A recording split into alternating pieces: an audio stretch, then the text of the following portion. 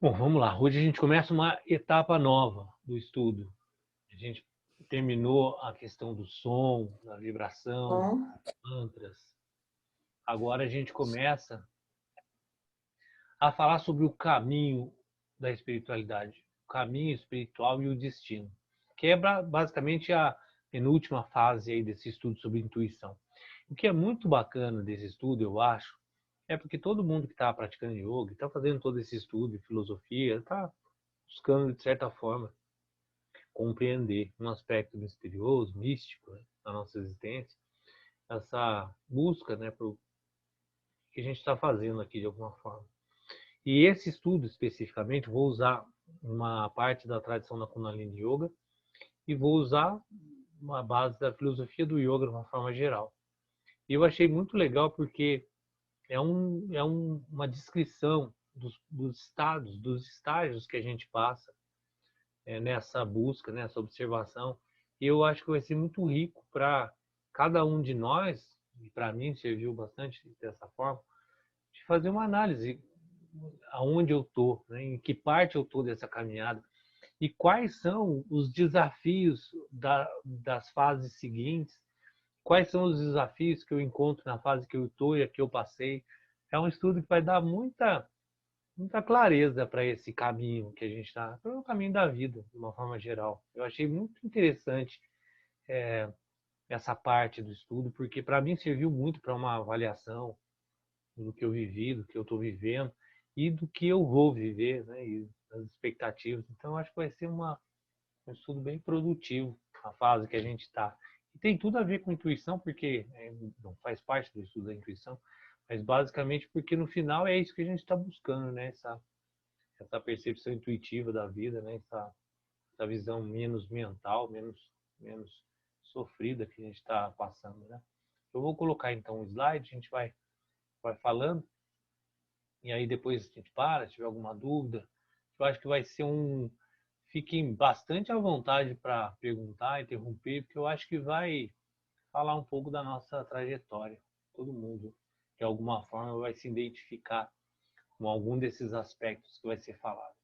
Então, o tema é caminho espiritual e destino. E a gente vai ter então alguns temas que vai se discorrer sobre esse tema principal.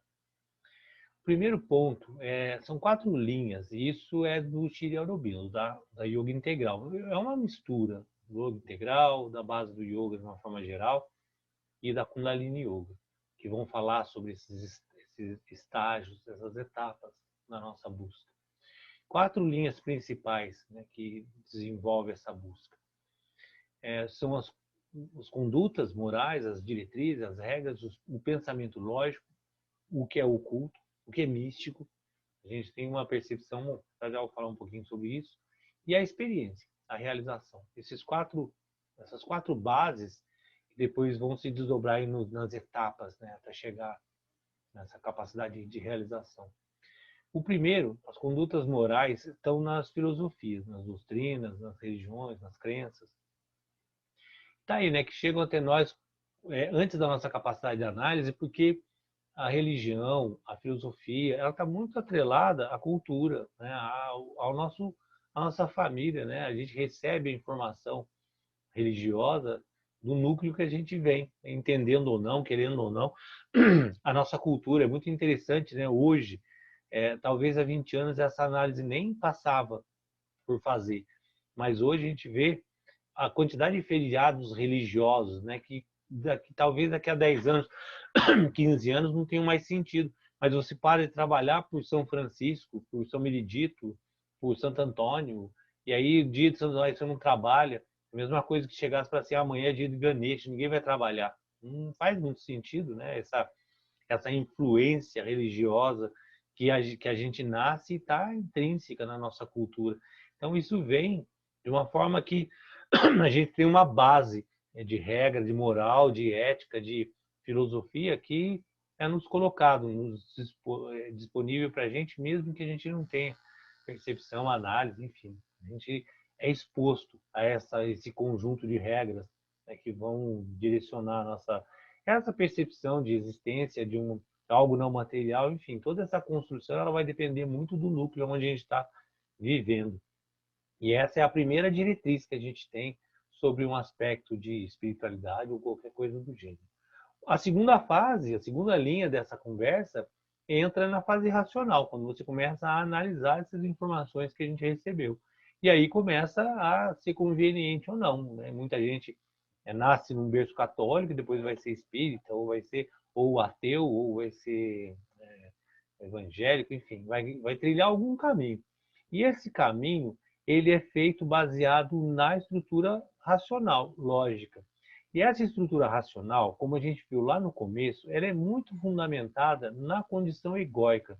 Lembrando que o ego é uma estrutura natural, né, do ser humano, mas a percepção da individualidade, que é chamada de falso ego, é que gera essa visão errônea. O ego, tanto individual como coletivo. E a busca constante pela autoafirmação. Eu nasci num lugar, eu preciso crescer, eu preciso comer, o meu núcleo próximo que eu defendo, e eu preciso realizar algumas ações para que eu exista, viva e apareça nesse mundo, e tenha um sentido nesse mundo. Todo esse esforço de autoafirmação, o ser humano vai usar de todas as suas informações e da sua qualidade de inteligência para gerar essa autoafirmação. Essa é a condição egóica. Eu coloquei isso antes, por quê? Porque a análise sobre a conveniência de uma filosofia, de uma religião ou outra, ela é sempre fundamentada por um aspecto egóico. Aonde é melhor para mim? O que eu compreendo da existência, a forma como eu compreendo e o que as informações que eu recebo encaixam ou não dentro da minha autoafirmação. Então, percebe que não é uma análise sobre a realidade ou sobre nada mais profundo além da conveniência daquilo que serve para mim naquele momento ou não. Então, baseado nessa concepção conveniente, a gente vai começando a escolher aquilo que racionalmente nos traz bem-estar, lógica e que faz sentido. E aí a gente vai descartando grande parte das informações, adquirindo outras informações e, de acordo com a nossa satisfação, a gente vai buscando essas informações ou não, ou negando, né? Negar também é uma atitude de se posicionar dentro desse conjunto de informações que a gente recebe. E normalmente a gente vai buscando algo que não é respondido, né, pela razão simples. Uma coisa que está aí, né, injustiça e merecimento, né, isso é uma coisa muito comum, né? Acontece um problema grave, a primeira coisa é por que comigo? Né? Por que não com o outro? Porque tanta gente ruim, eu sou bom, por que comigo acontecem as coisas ruins? E aí sempre há esse caráter de não se conformar com o mundo como ele é, né? Com a falta de controle, com injustiça, entre aspas, né? O que a gente acha que é justo. Tudo isso vai moldando racionalmente essa segunda fase, que é a escolha de onde eu me encaixo, né? O que é interessante para mim dentro das minhas conveniências. E aí a gente tem o terceiro ponto, terceira linha, que são os primeiros vislumbres da caminhada espiritual através de experiência mística, entendendo muito claro o que é místico. Místico é aquilo que eu não conheço. Então, na medida que aquilo eu não conheço, se torna oculto. Então, o ocultismo é algo que é feito no qual eu não tenho uma compreensão clara daquilo. Essa experiência, né, que está bem legal colocado aí, né, não é sobre luz, cor, piscando, sensações e buscas de coisas mirabolantes. É um estado desconhecido que se torna conhecido. Então, de alguma forma, eu começo a perceber, né, um conhecimento que não tinha, de algo que para mim era totalmente dogmático, às vezes colocado sobre um aspecto de dogma, é assim, mas por que que é? É porque é, e pronto, acabou. Isso não cola, né, para muita gente. E aí existe o fator racional que vai analisar e falar, não, isso não cola.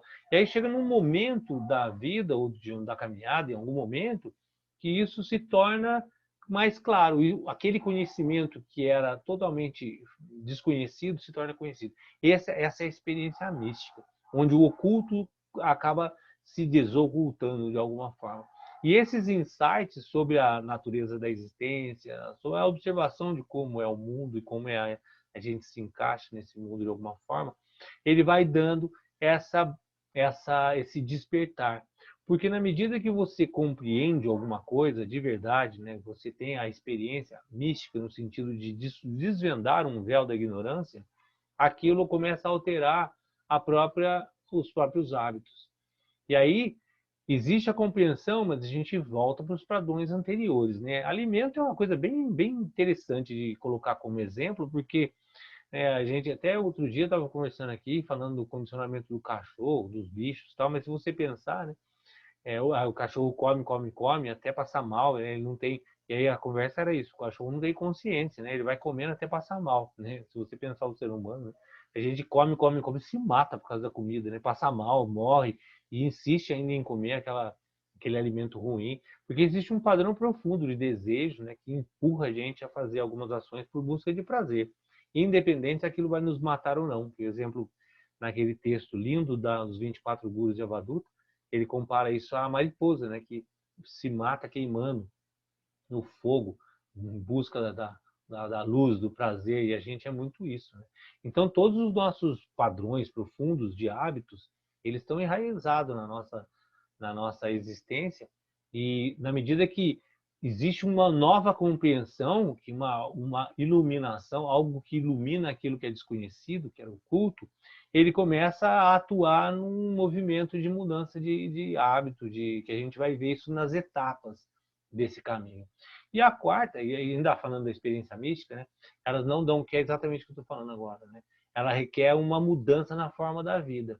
E aí, né, começa a mudar as ações. Por quê? Porque eu começo a perceber, a gente começa a perceber uma nova perspectiva da existência que não é, que estava oculta, por isso o ocultismo, e essa visão mística, esse insight místico, né, começa a nos buscar reorganizar a nossa vida para entrar em harmonia com uma nova percepção da vida. Então, cada uma dessa é um bloco nessa construção, né, da nossa personalidade, do nosso destino, que a gente vai aprimorando na jornada, desde que a gente esteja com a capacidade de observação. Né? Se a gente está preso muito ao universo instintivo, a gente não consegue nem perceber, às vezes, as coisas que estão ao nosso lado.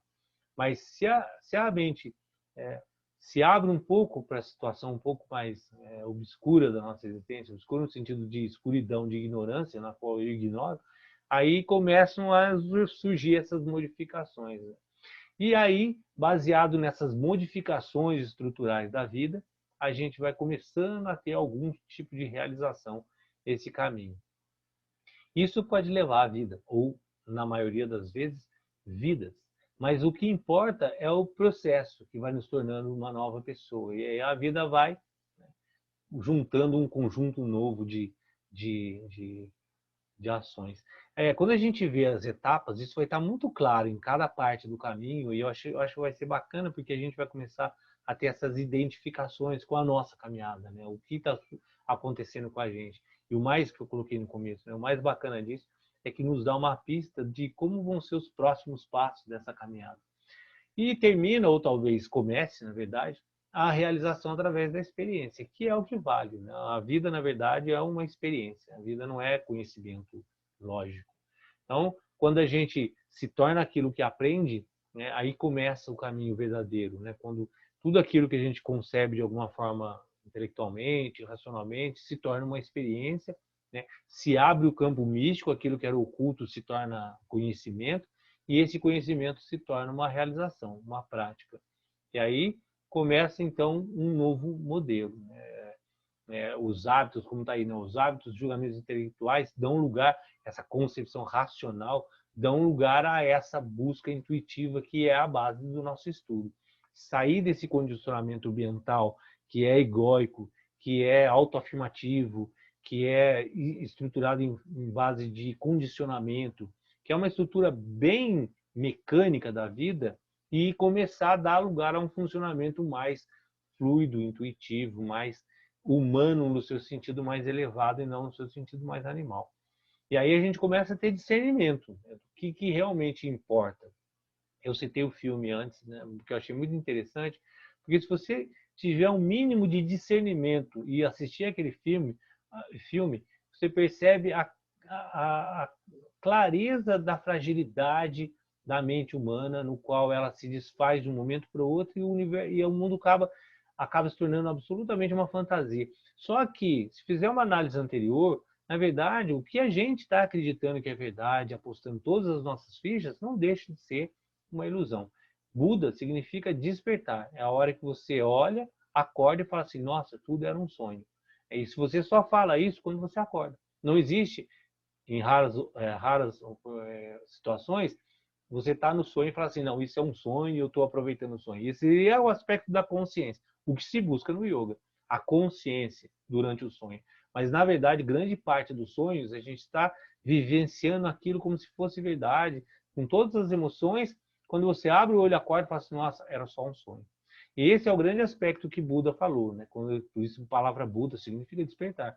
Quando você só vai entender a realidade da vida quando você despertar dessa ilusão que a gente está vivendo. Então, nesse momento, nessa quarta linha, há uma necessária renúncia ao que a gente entende que é a base da nossa vida, satisfação de desejo, apego às nossas emoções e sentimentos, os impulsos, todas essas sensações no qual a gente se prende e baseia a nossa vida nisso. A nossa vida é fundamentada nessa estrutura animal, de desejo, emoções, sentimento, impulso, sensações, autoafirmação. A flor se autoafirma, ela está buscando o sol de alguma forma, querendo pegar os nutrientes da terra para que ela cresça, uma troca de energia. Essa autoafirmação é da natureza, Isso é tudo absolutamente mecânico e natural. E esse mecanismo, de ação e reação, karma, Eu faço uma coisa, recebo aquilo que eu fiz, enfim, essa constante troca, ela começa a ser substituída por um conhecimento que transcende. Isso é o grande ponto da transcendência, quando você começa a perceber que você pode observar tudo isso sem identificar-se com ele. Esse é o ponto do yoga, do Vedanta, dos Vedas de uma forma geral. A Abhyasa, uma prática, uma experiência que leva a Vairagya, que é desapego. Desapego significa eu observar a vida sem me identificar com ela. No yoga é chamado isso de Kaivalya, estar fora. Essa é a grande busca. Experienciar essa vida sem identificação, simplesmente observando e experienciando aquilo da forma como é. Então, essas 4 linhas vão nos levar agora, o que a gente vai começar a falar sobre o caminho espiritual, os 4 estágios, os 5 estágios de desenvolvimento. E aí vai ser um ponto bem legal que a gente acho que vai começar a se identificar. Mas eu vou fazer uma pequena pausa aqui, se alguém quiser fazer alguma colocação, alguma pergunta, fica à vontade. Antes da gente entrar nesses caminhos, esses estágios.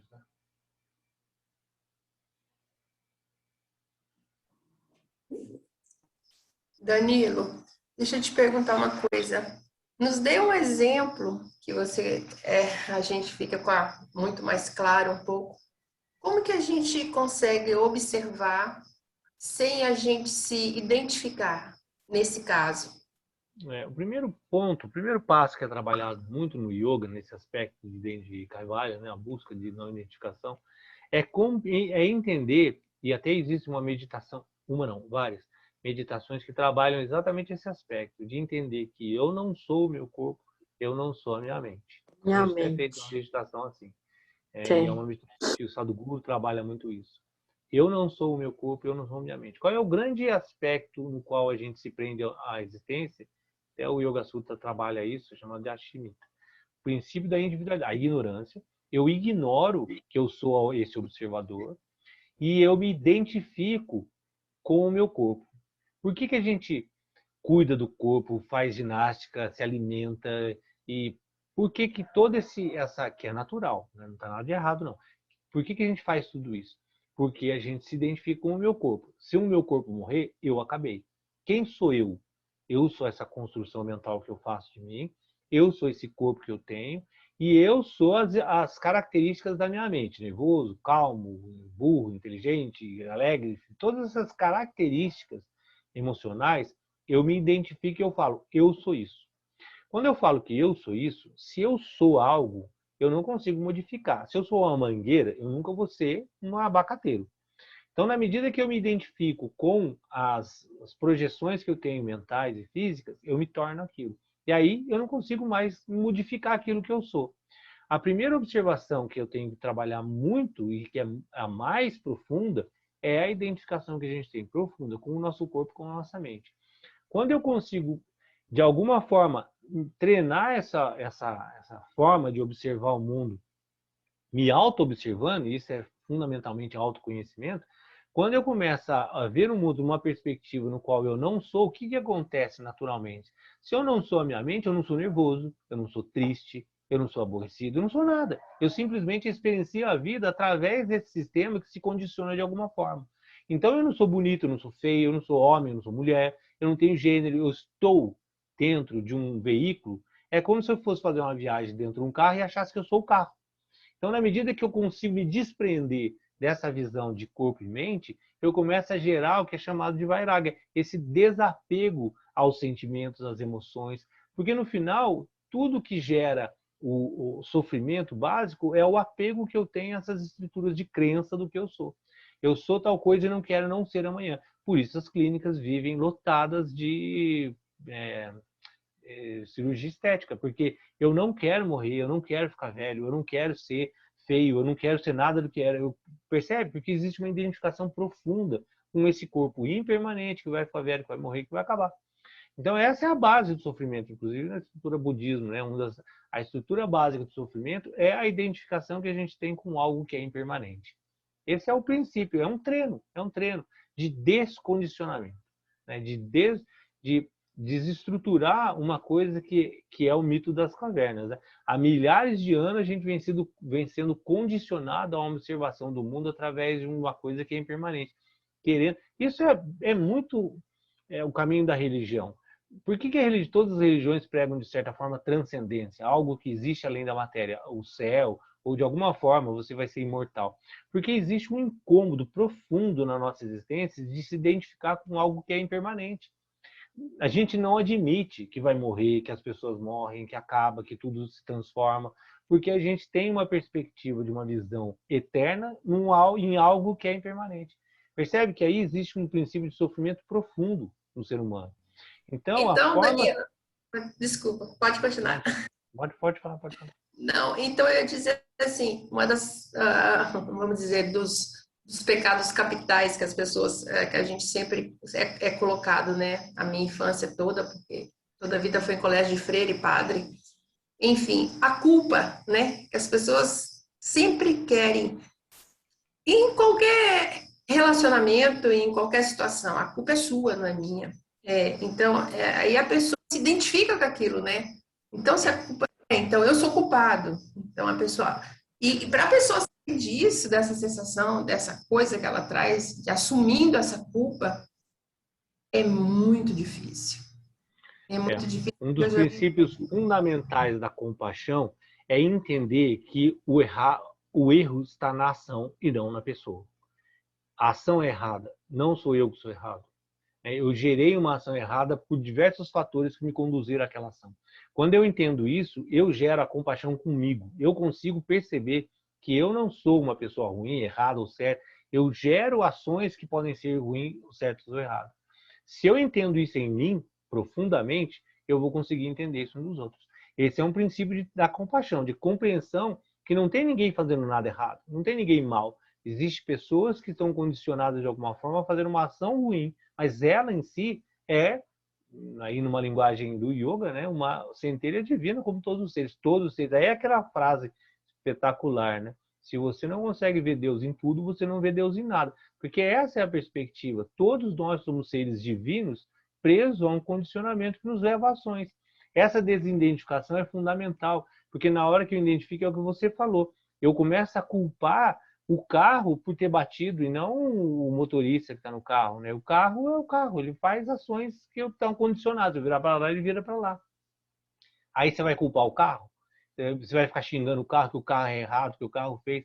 O carro simplesmente respondeu a uma ação, uma reação, percebe? Então eu não posso culpar o meu corpo, a minha mente, porque elas estão respondendo a um conjunto de ações no qual eu estou alimentando eles. Na hora que eu consigo perceber isso, o que é o princípio da vida? Purificação. Eu preciso limpar esse sistema que está absorvendo informações de forma errada, ilusória e acreditando. Esse é o pior. O pior da história é acreditar em tudo isso. Sim, e agora você acabou de me respondendo também com isso, a situação para eu entender os gunas em relação a isso, as Sim, ações, né? sim, porque no final tudo Então, é uma foi muito correlação esclarecedor. dos Uhum, gunas. ótimo, obrigada. Se alguém quiser, imagina, se alguém quiser fazer mais alguma colocação, só fazer uma partezinha, não vou nem entrar nesse mérito, você não vai ficar muito fora do que a gente está falando, mas você falou de escola católica, eu também estudei 10 anos de escola católica, e religião, né, nesse princípio. É muito interessante, porque esse princípio de desatrelamento do corpo como veículo, ele é intrínseco dentro da estrutura filosófica de todas as religiões. Talvez não bem interpretada, mas está enfiado dentro. Como é que é enfiado? Dentro do princípio de que o seu corpo é o mal. E aí nega sexo, e aí, como as linhas mais ortodoxas, né, usa silício, que é se autoflagelar. Todo esse princípio de negação da matéria, ela vem justamente nessa colocação de que você é uma alma presa num corpo e o corpo te traz sofrimento. Então se livra dele. E aí tudo que é colocado no desejo, nos princípios, são gerados como pecados, como os 7. Por quê? Porque te prende a matéria. Só que isso é interpretado de forma absolutamente errônea. E aí que vem os princípios tântricos, né? De não, o seu corpo também é divino. Então é a forma como você usa, não é negar o seu corpo, não é negar os desejos, não é reprimir os desejos, mas sim utilizar tudo que está disponível para que você alcance a compreensão através de e não negando. Esse é um princípio muito claro dentro das filosofias, das religiões, que é essa negação constante, até chegar num ponto de se autoflagelar e de começar a negar a própria existência. Isso está muito atrelado a sexo, porque sexo é desejo, sexo te aprende a vários condicionamentos, então negue, fuja disso, porque isso te prende a uma condição do mal, percebe? E no final, essa estrutura básica não é que isso seja do mal, isso na verdade é a identificação que você tem com isso que leva a uma camada de sofrimento profundo. Mas na verdade é natural, não tem nada de errado em nada, está tudo certo, desde que você consiga usar isso a seu favor. O grande ponto do yoga, e talvez o maior dos pontos do yoga, é transformar o corpo e a mente como um instrumento da alma, e não o inverso. Não você está preso ao seu corpo e à sua mente realizando aquilo que os dois querem, né? Porque os dois são estruturas da natureza. Eu quero crescer e vai para lá. E você acha que aquilo é a sua realidade e vai junto.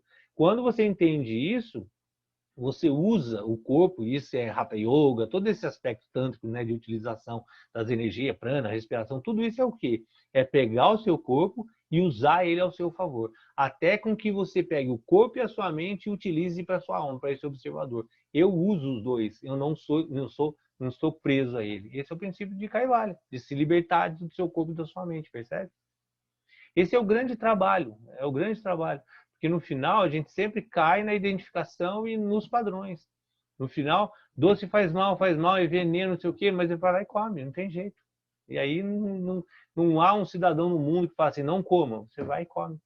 Por quê? Porque aquilo, o prazer, o desejo sobrepõe. É o princípio da droga, dos vícios, de tudo. Imagina que eu estou falando de doce e droga. Imagina que isso nos prende nos pensamentos, nas ideias, que é o mais profundo quando a gente fica preso a uma ideia. E aí a pessoa fala, não é, mas é, lá no fundo é, e não importa. E você acredita naquilo e acabou. Acabou. Sua vida vai ser pautada dentro de uma crença que você se identifica e se apega só. Por isso que o filme é muito legal. Porque se você tem uma doença no final, acabou. Você não sabe nem quem é seu filho, sua mãe, seu pai, não sabe nem quem está na sua frente, não sabe mais nada. Tudo isso porque existiu uma mudança química lá no seu cérebro e mudou toda a percepção da sua vida, que você achava que era o máximo, que tudo girava em torno das crenças que a gente tem. Percebe que é uma grande bobagem? Vamos lá, nós começamos a falar outra coisa e não acaba nunca. Então, voltando ao nosso tema, que agora na verdade começa, os estágios.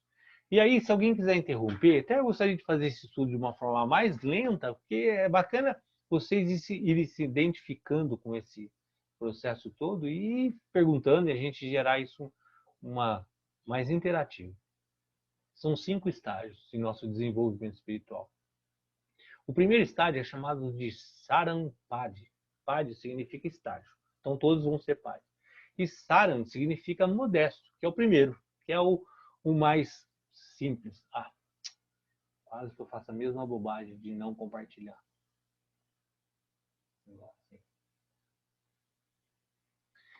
Agora sim. 5 estágios. E Saran é o primeiro. Saran significa modesto, Pad significa estágio. Então, o que é esse primeiro estágio? Quando a gente sente que a vida está desequilibrada. De alguma forma, em algum momento, sempre todo mundo vai passar por esse processo. Independe de classe social, independe de país, independe de língua, independe de qualquer coisa. Em algum momento da vida, você olha e fala assim, o que eu estou fazendo aqui? Isso pode ter ganho na cena, pode ter sido mais milionário ou mais pobre. Não é uma questão material, não é uma questão financeira, não é uma questão, é uma busca humana. Desde que o ser humano existe, em algum momento ele começa a questionar a sua própria existência. E aí você sente algum tipo de desequilíbrio. Né? E aí até essa frase é colocada aí, né? Como uma sensação tão fugaz como o aroma no vento. Algo simples. Não é nada da busca da eternidade, um questionamento da existência do mundo, etc. Mas é um incômodo que você começa a sentir e começa a perceber que a vida não é só acordar, trabalhar, ter filho, cuidar da família e morrer. Uma vez que sente isso, você começa a perceber essa questão que eu estava colocando bastante anteriormente. Quando você começa a observar que você não é um nervoso, que você não é... Existe algo que observe. Eu sempre costumo colocar que essa perspectiva de espiritualidade, para mim, é o seguinte. Você tem um corpo que é matéria, né? E você tem uma mente que é matéria também, mais sutil. Mas tudo isso está dentro de um funcionamento específico da natureza. A mente ela é alimentada, o filme mostra isso. Desorientou algum aspecto químico, neural da mente, a percepção muda completamente. Então a mente ela é alimentada assim como o corpo é alimentado, como o cachorro, como a planta, como qualquer ser existente. Tudo isso é matéria. Se eu fosse a minha mente, se eu fosse meu corpo, especificamente, se eu fosse esse sistema, eu jamais teria condição de analisá-lo sendo ele. Não existe como aquilo que é se analisar de fora. Então, a própria perspectiva. E outro ponto fundamental, se minha mente funciona de um jeito, tem um padrão, e eu consigo alterar esse padrão, esse é o grande ponto humano, também já dei esse exemplo várias vezes, né? O cachorro abana o rabo. Ele abana o rabo porque ele é cachorro. Ele pode até perceber que ele abana o rabo, mas ele nunca vai saber que ele pode não abanar o rabo. Ele não pode alterar esse padrão. Assim como latir. Um cachorro não pode chegar um dia e falar assim, pô, eu acho mais legal miar. Então eu vou começar a treinar para miar e não latir. Percebe? Esse condicionamento animal do cachorro, ele é inalterável, porque ele é cachorro e ele não tem a capacidade de percepção. O ser humano tem a capacidade de perceber esses padrões no qual se condicionam como humano e, de certa forma, alterá-los. Sublimar questões que são difíceis, como sexo, como alimentação, vários prazeres, desejos intrínsecos que impulsionam a nossa ação, a gente consegue perceber e com esforço, sadhana, com uma prática constante, a gente altera padrões. Então, essa capacidade de observação de todo esse sistema e, inclusive, alterar esse sistema mental, padrões, condicionamento, nos dá uma percepção de observador. Se existe um observador que não está preso à matéria e, de certa forma, altera esse sistema da matéria mais sutil, mais grosseiro, seja a mente, seja o corpo, eles vêm com esse aspecto espiritual. Algo que não é matéria, algo que pode ser chamado de alma, de espírito, de qualquer nome que for.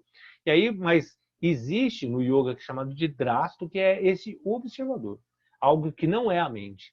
Então são as camadas, né? A teoria dos koshas, dos invólucros. O ser humano ele tem várias dimensões, que a gente viu as 10, né? Mas basicamente são 5. O invólucro grosseiro, que é o meu corpo, o invólucro mais sutil, que é energético, né? Chamado de pranamaya kosha. O invólucro um pouco mais sutil ainda, que é chamado de mano maya kosha de manas, da mente, que é toda essa perspectiva mental, né? Que é também da natureza. Mais sutil que isso ainda, existe Vijnana Maya Kosha, que é isso que eu falei, a capacidade de discernimento, de observação, de alterações do padrão, que é a inteligência, né, além da mente.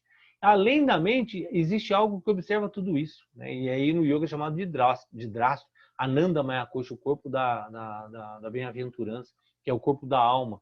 Então, independente de uma visão religiosa, de se colocar esse espírito, alma, como um aspecto religioso, mas não é isso. É colocando como a existência de algo que sobrepõe a tudo isso, que transcende a própria matéria.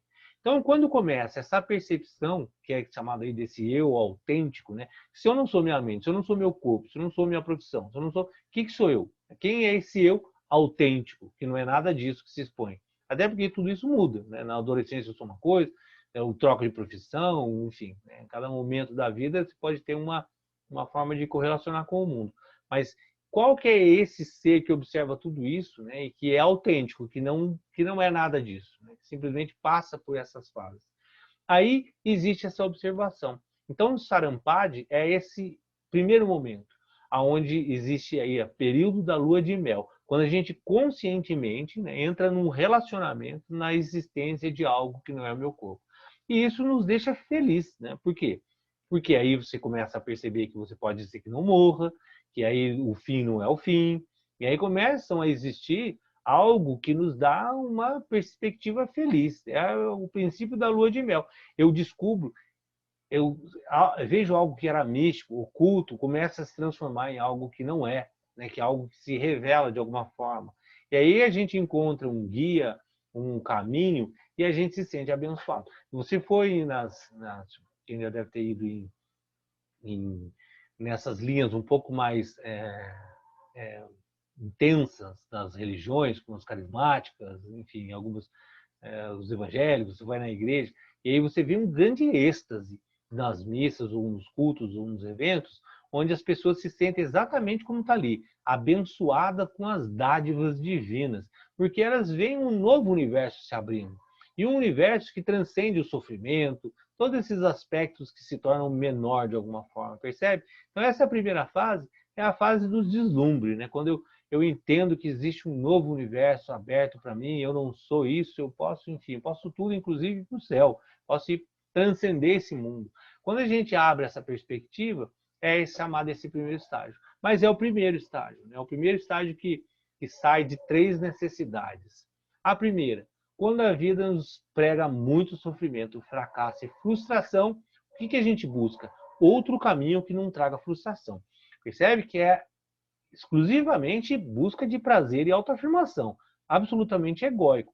Não existe nenhuma visão realmente espiritual nesse primeiro momento. É uma busca de achar outro caminho. Se eu sofro nesse talvez eu sofro menos. E aí começam a ter experiências místicas de algo que transcende a realidade crua e nua. E aí essas experiências místicas são aqueles insights, né, que começam a me trazer uma perspectiva nova, de um novo caminho. Algo que vai me tirar do sofrimento. Mesmo que seja algo que me tire do sofrimento depois da morte. Mas se eu acreditar nisso, eu abro essa possibilidade, que é da necessidade. Eu tenho que sair dessa condição de sofrimento. Eu vou buscar outros caminhos. Se esse não dá, se esse não dá, se esse não dá, esse me acolhe, então esse me ajuda e me dá. Então, a primeira motivação desse caminho, de Sarampada, esse primeiro momento, é a necessidade. O segundo é a possibilidade, que é a motivação pela observação. Que o yoga tem muito isso, né? O pessoal olha uma pessoa praticando yoga e ela faz hatha yoga e fica bem de saúde, aí muda a alimentação, e aí ela tem uma vida mais tranquila, ela fala de uma forma mais calma, e ela se coloca de uma forma mais tranquila, e você olha e fala, putz, que legal isso que essa pessoa está fazendo, queria para mim também. No final, é a mesma estrutura de satisfação, né? Eu quero ampliar o meu prazer de vida. Eu vivo de um jeito, mas não está muito bacana, de certa forma estou meio incomodado, não é bem isso que eu quero. Aí você começa a olhar modelos de pessoas, né? Aí você vê o outro lá, budista, que senta e fica meditando, e aí ele é calmo, a pessoa xinga, briga, ele não faz nada, fala, nossa, queria ser assim. Aí vai para o budismo, aí vai para o outro, vai para não sei o quê. Começa a buscar essas alternativas, né? Buscando aquilo que é prazeroso e que tem similaridade com o grupo que eu estou vendo, de alguma forma. O segundo, então, é essa possibilidade. Primeiro é necessidade. Eu estou muito mal, eu preciso sair disso. Eu não quero sofrer. O segundo, eu não estou tão mal assim, tá tudo certo, estou vivendo bem. Mas existe uma possibilidade de eu viver melhor, né? De eu agregar algo a mais na minha experiência. E o terceiro é o destino. O terceiro é mais intuitivo, né? Que vem desse aspecto criativo. Independe de dor, prazer, riqueza, aceitação. Depende de você olhar e falar, eu quero ou não quero, mas você sente que ali existe um caminho diferente, um novo momento para a vida, né? E aí a gente começa a existir um movimento para um outro aspecto da existência que não está exatamente ligado à necessidade e nem a uma nova possibilidade, mas é uma chance, uma coisa que vem um pouco mais de dentro, e aí esse aspecto mais intuitivo. O que a gente deve fazer nessa primeira fase? Cultivar, na hora que sentiu isso, de alguma forma, seja por necessidade, seja... E percebe que isso, é, de certa forma, é quase que instintivo. Você vai ver o que a gente precisa fazer, é o que é feito, né? Quando você entra nesse aspecto, está dizendo cultivar obediência, motivação e disciplina. O que é? Essa frase mente do não saber, eu tirei da minha professora Simirat, que eu acho ela muito legal, que fez o Sadhana primeiro com a gente. Ela usou essa frase que eu achei muito lindo. Mente do não saber. O cultivo daquele aspecto da obediência. Eu quero entrar num caminho, então primeiro eu preciso gerar humildade. Se eu me coloco acima, eu jamais vou desenvolver qualquer tipo de aprendizado. Então, você entra em qualquer linha que seja, em qualquer caminho que você acha que é mais confortável, desenvolver esse aspecto da mente do não saber e da obediência. O que significa obediência? Cada linha vai propor um grupo de regras, vai propor setas para que se siga aquele caminho. E aquelas setas, não cabe a mim julgar se é certo ou errado. Cabe a mim não entrar. Eu posso não entrar nesse caminho. Mas eu não posso entrar no caminho e negar a seta. E negar as informações daquele caminho. Isso é um para mim, pessoalmente, eu acho um defeito muito grande das pessoas. Ela entrar num determinado filosofia, um determinado núcleo qualquer que seja, e querer mudar aquele núcleo. Né? Isso é muito comum na Igreja Católica. A Igreja Católica fala assim, não pode casar X com Y. Ah, mas tem que poder. Então sai da igreja, vai para outro lugar que pode casar X e Y. Aqui não pode. E aí a pessoa quer que o Papa, o representante máximo daquela região, mude. Se ele é o representante máximo daquela região, ele não pode mudar, porque ele representa aquilo. E aí, se você tem diversas possibilidades, escolha a que vai ser mais conveniente. E não tentar mudar as coisas, que é uma característica muito comum, né? O ser humano querer que mudar o mundo. O mundo tem que ser da forma que eu acho que deve ser, né? Não como é. E essa característica da mente do não saber, da obediência e motivação, é justamente você escolher qualquer caminho que seja. Tem vários, tem diversos, tem caminhos absolutamente incríveis. Se você fizer um estudo de religião, eu acho muito legal, porque tem religiões que absolutamente negam tudo que a gente acha que uma religião deve pregar, mas existe. Se você buscar lá nas entranhas das religiões, existem religiões muito loucas que são tidos como religiões, mas negam tudo, absolutamente qualquer coisa que você acha razoável é negado naquela linha. Por que existe tudo isso? Porque existem pessoas procurando diversos caminhos em diversas situações. Então existe resposta para tudo, aquilo que for mais conveniente. Escolhe um, segue as regras e seja obediente. Porque sem essa obediência, sem essa regra, você não vai ter aquela experiência oferecida por aquele caminho. Cada caminho tem uma determinada experiência que está sendo oferecida ali. Se você não segue aquilo, você nunca vai saber aonde vai levar aquele caminho. Pode ser que não tenha nada a ver com você, mas você segue e aí você volta e fala, não tem nada a ver comigo. E aí você vai ter todas essas possibilidades abertas, com essa cultivação da humildade. E aí percebe que não cabe a ninguém julgar que esse caminho é mais, é menos, é melhor, pior. Pode ser para mim, para minha conveniência, para minha forma de entender o mundo, isso seja um absurdo e aquilo seja melhor, mas é só para mim. Então, entendendo isso, cada um vai escolher o seu caminho, cada um vai ter a sua capacidade de observar e experienciar aquilo. À medida que ele experienciou aquilo, ele vai ter essa capacidade de análise se é aquilo ou não. E a regra, o que ela faz? Ela estabiliza esses padrões, esses hábitos tão intrínsecos na nossa existência, essas crenças profundas que a gente tem. Elas vão trabalhar isso. Se a gente começar nesse caminho e começar a ficar intrigado com isso, achar que existe algo além disso, e aí a gente vai, a frase que eu achei muito bonita está aí, né? A gente vai procurar essa fragrância. Lá no fundo desse bolo todo existe uma fragrância que está lá encantando e a gente fala assim, não, é algo além disso tudo, né? Existe algo além disso tudo. Aí a gente passa então para a segunda fase, que é chamada de Karampad. Vou fazer uma pequena interrupção, se alguém quiser fazer alguma pergunta, fique à vontade. Vocês participarem é bem legal, porque esse tema eu acho que é muito bonito, não sei como é que vocês estão vendo, mas eu acho que é bem bacana, que dá bem um panorama da nossa jornada, e cada fase aí vai mostrar um caminho bem claro. Podem falar, gente, fiquem à vontade se alguém quiser colocar alguma coisa.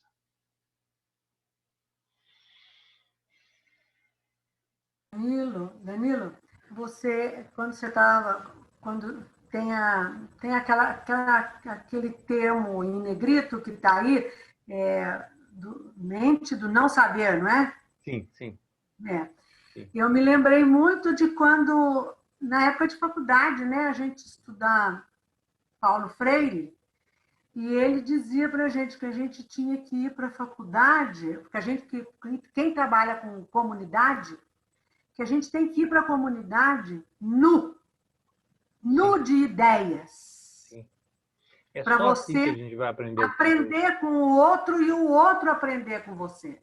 Só assim tem uma via de mão dupla, né? Eu me lembrei muito. Não existe uma troca se você já vai pré-determinado com alguma coisa.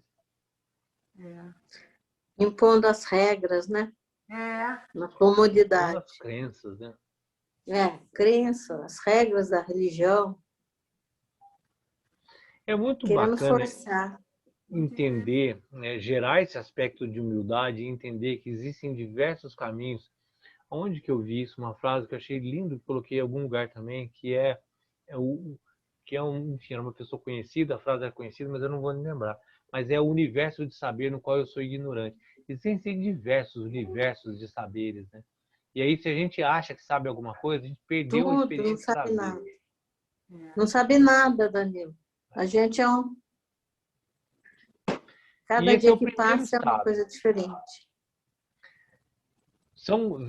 Basicamente, eu acho que não vai dar para a gente entrar no segundo, mas eu vou só dar uma introdução no segundo estágio, para que na verdade, a gente vai... E outra coisa, Danilo, que você falou aí dentro do estudo, é essa coisa do que o ser humano é o único ser que tem opção de escolhas, né?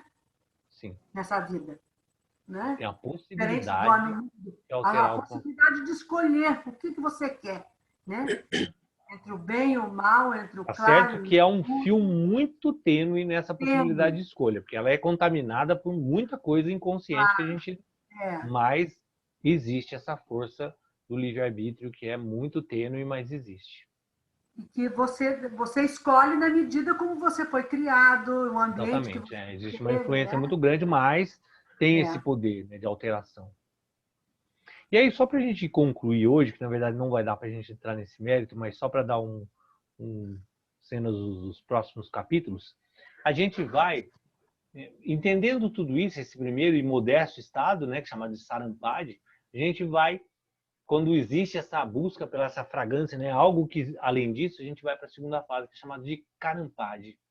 Carampada é a fase do trabalho. Então, eu vou falar só esse primeiro slide aí, que são coisas 25, e a gente continua falando dele na segunda-feira que vem. Mas o que significa Karam? Fazer, ou executar tarefas. É a etapa do fazer. É onde a gente empenha o esforço para a mudança. Então, percebe que em algum ponto da vida que a gente observa e fala assim, não é isso, né? Alguma coisa está errada. E aí começa a buscar, e aí começa a analisar vários. Muita gente vai para as religiões, ou nega a religião, ou vai para um lado, vai para o outro. É muito comum, né, as pessoas passarem por vários estados, né? E experimentar aqui, experimentar ali, isso é legal, isso não é, já fui ali, enfim. Vai para um monte de caminho. Essa é a primeira fase. E aí existe essa fragrância, né? Falando, não, tem algo mais que isso, né? Não é só essas... E aí entra a segunda fase, que é a do empenho. É onde realmente a gente tem que colocar algumas mudanças necessárias, que foi lá nas linhas, né? Quando a gente percebe algum aspecto místico, alguma experiência, aquilo nos impulsiona a mudar de vida. Um dos pontos que pode ser correlacionado ao yoga, que é muito comum, né? Muita gente vai fazer yoga e pergunta para mim uma coisa, né? Para fazer yoga, para praticar yoga tem que ser vegetariano, tem que mudar a alimentação? Essa é uma pergunta muito recorrente. E aí o que eu respondo? Que é o que acontece. Para fazer yoga, você pode comer qualquer coisa, fazer o que você quiser da sua vida, a vida é sua. Mas, necessariamente, num ponto, você vai perceber que a alimentação altera o seu estado mental. Esse é o ponto. Quando você tem um vislumbre de que você percebe que a alimentação está diretamente correlacionada ao seu estado mental. A forma como você se alimenta, em todos os aspectos, principalmente fisiológico, na comida em si, ela vai alterar todo o funcionamento do seu corpo. Quando você entende isso, naturalmente você é confrontado com um novo estilo de vida. Ou você altera o seu estilo de vida, ou você nunca vai chegar num resultado satisfatório se a sua alimentação for ruim. Sempre dou esse exemplo que é bem claro e bem fácil. Bebe todo dia, acorda todos os dias e toma pinga, cerveja, todos os dias. Acabou o yoga, acabou tudo. Você acabou a condição de perceber a vida de forma clara. Porque você vai estar alcoolizado ou drogado, o que quer que seja. Então, o que o alcoólatra tem que fazer? Você falou do alcoólatra, eu também tive uma experiência na família de alcoolismo. O que o alcoólatra tem que fazer? se tocar. Se ele não se tocar, não tem remédio, não tem tratamento, não tem o que faz. Só tem um momento que ele vai alterar o hábito de vida dele. Quando ele perceber. Quando ele perceber que ele está jogando a vida fora, que ele está jogando a vida fora por causa da alimentação ou daquele momento, aí ele muda, ele confronta e muda aquele hábito. Então é natural. É natural que a pessoa comece um caminho e ela começa a se confrontar com esses aspectos e aí é necessário fazer, o executar. É a fase, alguém está com o microfone aberto, é a fase do fazer. E aí uma coisa que está colocada aqui que é muito legal, né? O problema é que seguir no caminho espiritual, nesse sentido, né, de algo novo, pode ser um suicídio social, porque os amigos não entendem o que você está fazendo. Eu vou dar um... E só terminando, depois eu dou esse exemplo, e pode você não confiar no que está certo ou errado, né? Você pode se sentir seguro. Por quê? Porque você está com um padrão muito arraigado anterior. A vida que você viveu há 40 anos, 30 anos, 20, ou o que quer que seja, não é amanhã que você vai falar assim, não, está tudo errado, eu vou mudar. Existe um fator anterior que te empurra a voltar àquele aspecto anterior, ao aspecto que você vivia. Então, classificar o que é certo e errado nesse momento é muito difícil. Porque a base do que é certo, ela está construída de um jeito. E aí a visão de certo passa a ser outro. E essa medida passa a ser muito difícil de lidar. Então é o momento da prática. E aí a gente vai desdobrar mais na segunda-feira sobre essa construção da prática que é chamada de carampagem.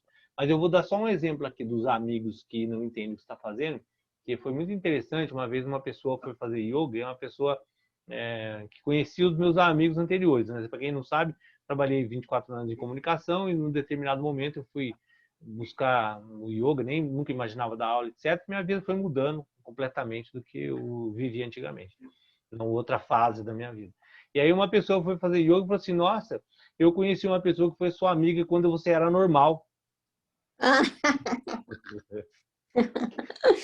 Então, na época que eu era normal, a pessoa me conhecia dessa época, que é exatamente o que está colocado ali, né? Quando você muda a sua vida, de alguma forma, né, existe um questionamento familiar, social, existe uma cobrança do seu entorno a você voltar a ser aquilo que você era, de alguma forma. Né? Existe um inconformismo por diversos motivos que as pessoas não gostam de que exista uma mudança drástica no seu entorno de alguma forma. Né? Então, as pessoas chamam, né? Desculpa cortar, Danilo. As pessoas me chamam de beata. Então. Você é uma prova, você virou uma beata agora, com essa mania. Existem diversos... A gente toca em assunto de alimentação também, né? Então... Hoje, eu sou vegetariana, acho que, se não me engano, há 10, 11 anos por aí. Hoje mudou muito, mas há 10 anos atrás, assim, ser vegetariano quase que era uma ofensa, né? Você chegava assim, não como carne, estava ofendendo pessoas, estava xingando alguém, né? Ainda vai ter algum lugar, restaurante, falar assim, não, eu não como carne, era quase que você estava ofendendo a pessoa do seu lado. Impressionante como as pessoas se incomodam. Eu trabalho com pessoas que são muito carnívoras, né? Então, assim, comem carne demais. E aí, quando na hora da refeição, eu fico sentadinha no cantinho. Você não quer? Experimenta um pedaço aqui, a pessoa está... Um passarinho. Não, foi uma fase da vida que hoje está um pouco diferente. Mas foi uma fase assim, se você espirrasse, a pessoa fala, tá vendo? Não come carne. Qualquer coisa acontecia isso aqui. É bem assim mesmo. Você batia o carro, cara bateu, também não come carne, o quê, né? Muito louca essa cobrança. É bem assim mesmo. Em resumo, então, agora a gente entra nessa fase, né? Entendi que existe algo, né? E estou instigado. E aí entra essa fase da prática, que é fundamental, que vai estruturar a terceira, que é mais interessante ainda. Mas agora fiquem à vontade para vocês falarem, porque agora eu vou dar continuidade na segunda-feira que vem sobre esse aspecto da prática. Ô, Danilo, então, assim, tipo assim, vamos falar assim, por esse aspecto de seguir regras e regulações, as religiões não estão de uma forma errada, então, né? Porque você vê a católica, você vê o protestante, você vai vendo outras religiões, outras filosofias de vida. Então, para cada uma tem uma maneira de ser. Então, nesse aspecto, a pessoa que está vivenciando naquele momento aquela determinada religião, então ela tem que realmente abraçar né, o que é que eles estão doando, né, daquela forma. Porque está mostrando-se uma estrutura de ritos, de forma, que vai te levar a um caminho. Se você não fizer aquilo, você não vai chegar no caminho que ele está mostrando. Não vou julgar se é bom, se é ruim, se é melhor, se é pior. É um caminho. Você vai por aqui, você vai chegar dessa forma. Vou sair daqui e vou para São Paulo. Meu carro não é, mas fosse. Eu tinha até, eu adoro, mas um Jeep 4x4. Aí o cara fala assim, vai pela Dutra. Eu falo, não, eu quero subir pelo Campos do Jordão, pela montanha, percebe? Aí o outro tem um carro que é absolutamente macio, estável, um carro de estrada. Qual o caminho é melhor? Qual o caminho é mais adequado? Para mim, talvez seja subir por Campos do Jordão. Para ele, seja a Dutra. Para o outro, seja a Estrada Velha, porque não quer pagar pedágio. Percebe? Não é melhor, não é pior. É o caminho que o meu carro, o meu equipamento está disponível para fazer aquele caminho daquela forma. E aí alguém pode achar horrível subir a estrada de terra, buraco, e sair na estrada que não tem, enfim, pode achar isso um grande absurdo. Mas talvez para mim seria melhor do que ir pela Dutra. Até porque o meu carro está mais preparado para aquela estrada do que a outra, percebe? Isso são as religiões. São diversos conjuntos de regras e movimentos que vão te levar a uma experiência. Agora, aquela experiência é boa para mim? Pode ser que não, pode ser que sim. Agora, tem como eu dizer que essa experiência é boa sem eu experienciar? Tem como eu falar que a estrada de Campos do Jordão é horrível se eu nunca ter ido lá? Esse é o grande aspecto da obediência e das regras. Não tem como eu chegar... Não? Pode falar, Danilo, pode falar. Eu só ia só um trocadilho aqui. É absolutamente Ele impossível. também passa pelo julgamento, né? Primeiro de tudo, né? Ou acima de tudo, sei lá. Não é? Então, mas aí é um ponto bem claro, né? Você observa as pessoas. Quando você vai entrar num caminho, numa estrada, o que você busca? Informações. Você estava falando isso sobre os níveis de Samadhi, né? O que é Samadhi? É a compreensão correta. Para eu compreender corretamente uma coisa, eu tenho que estar com a mente clara e eu tenho estágios, né? Que são os estágios do Samadhi. Qual é o primeiro? É a lógica racional. Eu vou entrar num caminho, eu analiso. Meu carro não sobe estrada de terra, então não adianta, você vai ter problema. Esse princípio racional e lógico é a base humana, de você ter um mínimo de racionalidade. Eu olhei aquele caminho, não serve para mim, porque não cabe, então não vou. É simples. Eu não preciso criticar, eu não preciso xingar, eu não preciso achar horrível, eu não preciso negar, eu não preciso ficar jogando pedra, eu não preciso fazer nada, eu simplesmente não vou. É muito simples esses aspectos, né? Só que as pessoas que acham que aquele caminho é melhor que o outro obrigam você a ter que entender que esse caminho é melhor, que é pior, e não é, para mim não é. Simplesmente eu não gostei. Aí eu vou tentar outro. Aí esse, com a minha lógica, acho que é mais cabível para mim. Cabe mais dentro da minha estrutura. O que eu tenho que fazer? Experienciar. Eu tenho que ir, eu tenho que seguir aquilo que falo. É por aqui? É por aqui. Esse caminho de Campos do Jordão, você vai ter que fazer uma seta e virar para cá, porque para cá é abismo, você cai. Eu tenho que seguir, eu tenho que virar. Se não virar, eu vou cair, percebe? As pessoas têm muita dificuldade em aceitar as coisas. Ela tem a predisposição anterior de não ir por esse caminho. Na medida que ela escolheu, aí tem que desenvolver essa mente do não saber, essa humildade de experienciar aquilo que é proposto. E aí você experiencia aquilo e fala assim, não é para mim. Pronto, tá tudo certo. Nada errado. Também acho. Mas aí você teve a experiência. E aí você segue para um outro caminho e vai tentar uma outra experiência. Esses primeiros caminhos são o momento... O primeiro é o da deslumbre, né? Tá tudo certo, é maravilha. Aí são as bênçãos derrubando sobre o meu universo e eu vou ser o maior feliz do mundo. Aí depois chega um ponto que morre um parente, você quebra o pé, você bate o carro, você vai... Aí cadê? Aí você chuta o santo, joga tudo. Não era bem aquilo, né? A lua de mel acaba, né? Aí começa a busca da experiência, né? O primeiro é tá tudo lindo. Na medida que não é lindo para mim na minha vida, vou buscar outro caminho. E aí começa esse princípio da obediência. Eu vou seguindo algumas regras, vou buscando, vou alterando alguns padrões. É muito interessante, porque se a gente entende isso, se eu tivesse estudado isso, bom, cada um tem que fazer a vida como é. Não tem jeito de falar assim. Né? Tudo Se eu tem seu tivesse, tempo. pois é, aprendido isso. Talvez se eu tivesse aprendido isso com 18 anos, eu estaria hoje em outro aspecto, buscando outra coisa, achando que estava tudo errado que eu disse. Mas enfim. se eu pudesse ter essa clareza, se todo mundo, isso é o princípio, né, da mente meditativa, se eu tivesse a clareza constante, quantidade de problema que a gente evita na vida simplesmente por entender as coisas como são. É só, Verdade. não precisa nada de espetacular, não. É só compreender como é que funcionam os caminhos e se adaptando e se vivenciando a coisa da melhor forma possível. É a Siga. experiência de cada um mesmo, né? Hã? É a experiência de cada um mesmo, Sim. né? Cada um Sim. tem o seu tempo, E cada um com essa consegue mente do não visualizar. saber, né? Achei Do ótimo a não, mente do não saber. Achei é, ótimo. e do não julgamento, né? Não Não tem nada julgar também, errado. com certeza. Nada errado.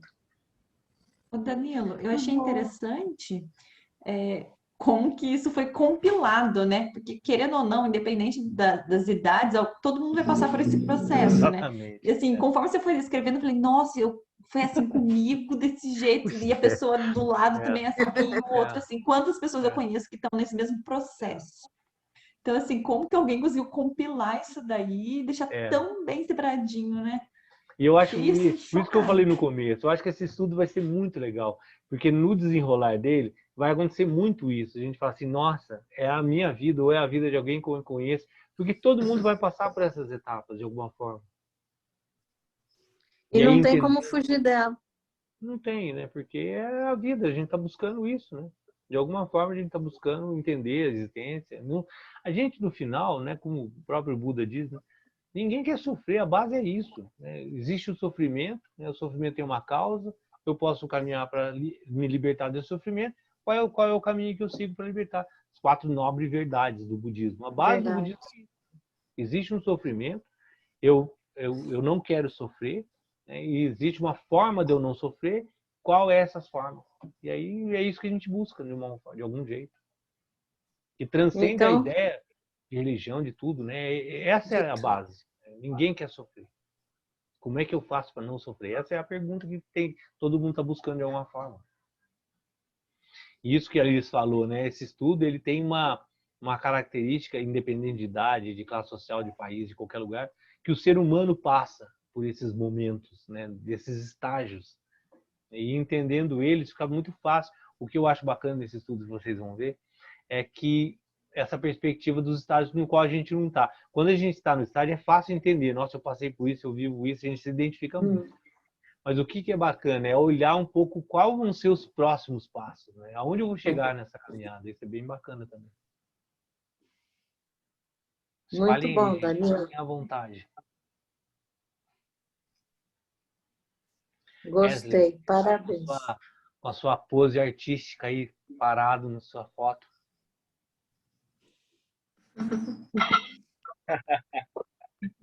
Estamos aqui só acompanhando mesmo. Mas Pior que essa foto sua, eu não sei quem falou. Alguém falou. Falou assim, nossa, eu estava na foi prática e olhando o cara parado, não fazia nada, só ficava observando a prática. o que esse cara está fazendo aí, né? Pois é. Pior que falou Essa sério. ideia da mente do não saber me lembrou uma frase que a gente usa bastante na ciência em geral, que é a pior forma de você aprender alguma coisa é entrar naquilo achando que já sabe alguma coisa. Sabe Aí tudo. realmente não tem sabe como, né? tudo, não tem jeito. Tem que estar com a mente aberta, né? Não tem outro jeito. E estar aberto à experiência, né? Que às vezes as Isso pessoas oferecem uma coisa e você já nega de cara, já xinga, enfim, faz um circo e Não, perde. não quero. né? Questionar é importante, né? Mas por um dado momento você precisa realmente aceitar aquilo para depois poder questionar com um pouco mais de propriedade, né? Eu não acho errado você talvez questionar essas regras e tal, mas você primeiro tem que ver, seguir o caminho, né? Tem que seguir o caminho, né? Depois você se pergunta, né? Como você falou. E aí, se Que é o caminho pra se não você. for certo, tá tudo certo, né? Ah, para mim não é legal isso, mas eu fiz, experienciei e não é legal, pronto. Resolveu, não tem nada de errado, né? Exato. Mas é isso, gente. Agora a gente vai segunda-feira, então, continuar na segunda-feira nesses novos estágios, que é a prática que vai se desdobrar em alguns aspectos bem interessantes. E depois o terceiro, que é bem bacana também, que se desdobra da prática, que é bem legal.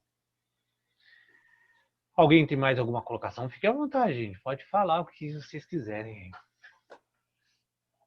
Achei ótimo, estou agradecendo, de coração. E continue engatinhando, continue engatinhando. Viu? Não tenha dúvida. Um beijo para todos, uma boa noite. Gente, uma boa noite para vocês. Tchau, tchau. Noite. Boa semana de feriado aí. Tchau. É feriado Boa hoje? noite a todos. Não, tem um feriadinho na quarta-feira. Quarta-feira. Ah, nossa. Tem um feriadinho na quarta. É. Mas não vai ter feriado, então aproveita eles para praticar de manhã. Tá bom. Tá bom. Gente, tchau. Beijo, Bom tchau, descanso tchau. para todo Deus mundo. Até abençoe. amanhã. Tchau, gente. Até amanhã. Obrigado. Haribo. Tchau.